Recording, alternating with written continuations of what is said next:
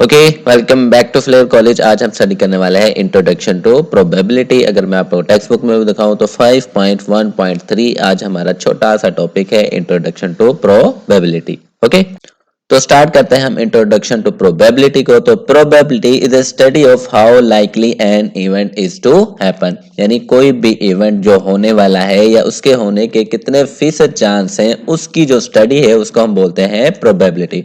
For example, कल बारिश होगी या नहीं, इसके बारे में अगर हम स्टडी कर रहे हैं तो हम क्या बेसिकली कर रहे हैं, प्रोबेबिलिटी कैलकुलेट कर रहे हैं कि भाई कितने फीसद चांसेस हैं बारिश होने के। अब इस स्टडी से हमें फायदा क्या होता है, help us to predict outcome. इससे हम क्या करते हैं, जो होने वाला है उसकी आउटकम, उसका नतीजा हम क्या कर सकते हैं, प्रिडिक्ट कर सकते हैं। ठीक है, जैसे हमने बारिश की बात की, तो अगर हम प्रोबेबिलिटी कैलकुलेट करें तो हम क्या करते हैं, उसको कुछ डेटा देते हैं। देखो किसकी बेस के ऊपर हम कर रहे हैं, व्हाट वी नो। तो लास्ट जितने भी महीनों का, सालों का जो डेटा है, हम उस एल्गोरिथम को प्रोवाइड करते हैं। फिर उसकी बेस के ऊपर वो हमें फैसला करता है कि भाई जो आने वाले दिन है या सुबह परसों बारिश होगी या नहीं।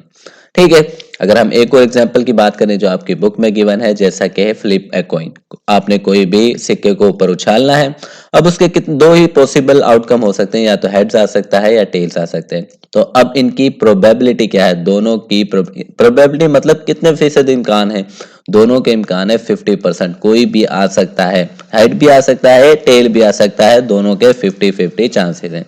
ठीक है, प्रोबेबिलिटी कैलकुलेट करने का जो फार्मूला है वो भी आपकी बुक में गिवन है, नंबर ऑफ फेवरेबल आउटकम। अब इस कॉइन में आपका फेवरेबल एक ही हो सकता है ना, या आप हेड्स जो चूज करोगे या फिर टेल करोगे, तो यहाँ पे क्या हो गया, 1 आ गया। उसके बाद टोटल नंबर ऑफ आउटकम, यानी कितनी आउटकम आ सकती हैं, 2 ही आ सकती हैं, हेड भी आ सकता है, टेल भी आ सकता है, तो यहाँ पे क्या आ जाएगा, 2। तो ये क्या हो जाएगी, इस कॉइन की प्रोबेबिलिटी होगी।